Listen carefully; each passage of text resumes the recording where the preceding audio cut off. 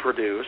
This is a function of the market and how high the demand is for that specific product. Or, in the case of Bill Gates with the personal computer, he came to the conclusion that, hey, if there is a supply of this particular item, then somewhere down the road, people will realize that it is out there in the marketplace, and they will choose to buy it. And then when they see that it makes their life better, they will tell others, and others will buy it as well. And that is how we come to the situation that we find ourselves in today, where there is at least one computer, and usually two, in damn near every household in this country. And even in the households of those welfare recipients who are getting high on your dime. Your property is not the prescription drugs that you ingest that are paid for by the fruits of someone else's productivity, or the housing you inhabit that is paid for by the fruits of someone else's productivity, or the food you place on your table that is paid for by the fruits of someone else's productivity. That is not your property. The fruits of someone else's productivity, which, by the way, was confiscated from them before they can even feed themselves. These things are not your property. Thus, they can be taken, quote unquote, from you without an injustice being done.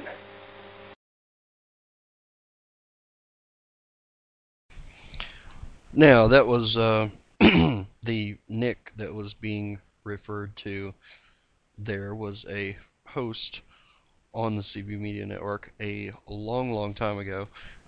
Those couple of rants came from about a year ago on the program, but it's important because again, there's so much that is not understood or not well understood or not well articulated in our society today. There's a fundamental misunderstanding of what liberty is and what freedom is. They are not, they're complementary, I guess, in a way, but they are not exactly the same thing. So what is liberty and what is freedom?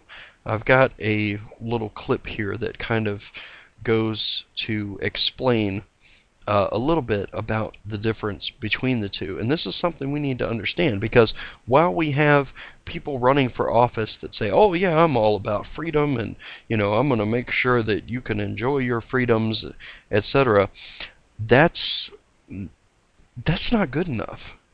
We need candidates, we need people in office on all levels, federal, state, and local, that understand what liberty is and have their first priority as preserving liberty, not just freedom.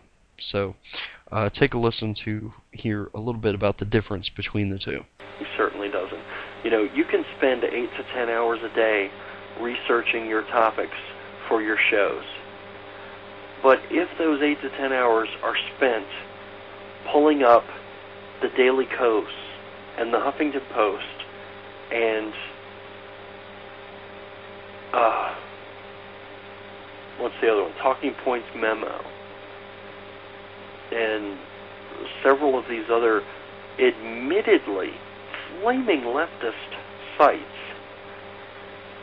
if this is what you're going to use for your research. And frankly, I don't care where you get your research from, whether it's a left-wing site or a right-wing site.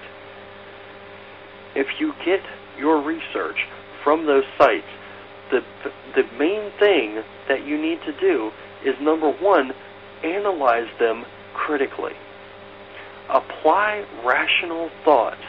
Apply actual, solid economic principles to what you are reading.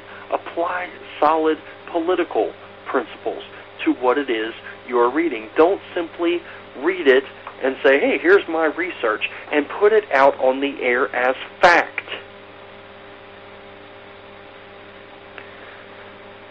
There are far too many people, and this is the point of the entire show, folks, this is the point of my show every week.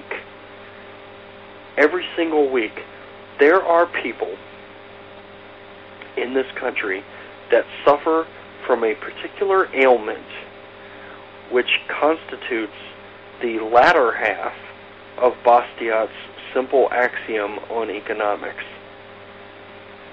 Bastiat referred to economics, or sort of a dichotomy in economics. You have that which is seen and that which is not seen. Far too many people in our society don't see the whole picture. They do not understand the underlying political and or economic principles involved in a certain theory or a certain train of thought. You have to understand those underlying principles, not just what is on the surface. You can't just take what is on the surface at face value and apply it to politics, economics, anything in life.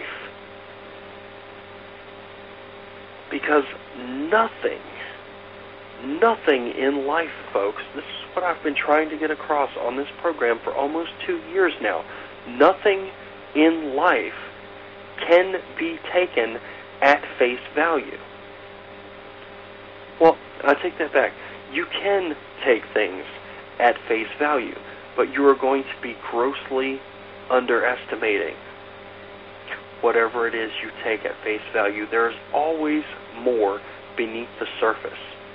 You have to dig, scratch back the surface, and see what is underneath, that which you cannot see at a glance.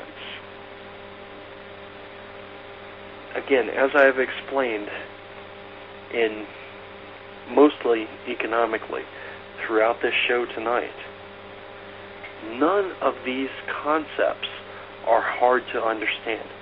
None of it is brain science or rocket surgery. And I say that to be funny, but I'm being dead serious in this instance. None of these axioms, none of these economic principles, none of these political principles, philosophical, ideological principles, none of them are complex and hard to understand. They are the simplest of things. Man was made to be free. That does not mean that all men will achieve freedom. But in this country, and that does not mean that certain men won't try to distort the meaning or the popular definition of freedom, which is why I prefer to use the term liberty, because liberty can be defined. And when it is not defined, well, when you try to change the definition of liberty, you change the entire dynamic of American society, because we are a nation that was conceived in liberty. Life, liberty, and property. Liberty encompasses so much more than freedom. It's not just simple freedom. Hopping in your car at 3 o'clock in the morning and driving down to Walmart for some Haagen-Dazs, that could be considered freedom to some, especially if they come from a society where you didn't even have Haagen-Dazs, much less a car, much less the freedom to be out in that car at 3 o'clock in the morning, just for something as trivial as Haagen-Dazs. We take so many things for granted in this country. And some of us, it seems, take for granted the idea that we can simply glance at the surface of something and completely understand it and know all about its nature. It doesn't work that way. Again, we are a nation conceived in liberty. Liberty encompasses so much more than freedom. Liberty is your right to do whatever you wish with your property.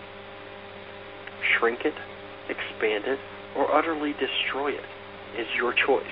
And your property consists of so much more than just tangible objects. Your time is your property. Your physical and intellectual effort is your property. And when any man, for any reason, decides that your physical or intellectual effort, or the product of your physical or intellectual effort, i.e. money, is somehow able to be claimed by someone else other than the one who expends that effort. When you have people who claim or who attempt to lay claim to the fruits of your effort before you can lay claim to them, I don't care who they are or what their intentions are. The end result is evil.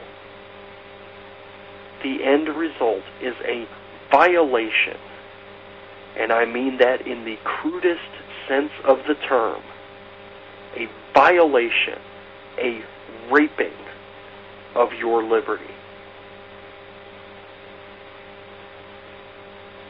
Now that may come across as selfish to some. So be it. Name me one innovation that has ever been brought to market anywhere in the history of this nation that wasn't conceived in liberty, that wasn't conceived by an individual who had a sense of their individual self. Thus, the act of bringing that idea, that notion, that product, that good or service to fruition was an act of selfishness. Name me one thing that does not fit that criteria. You can't.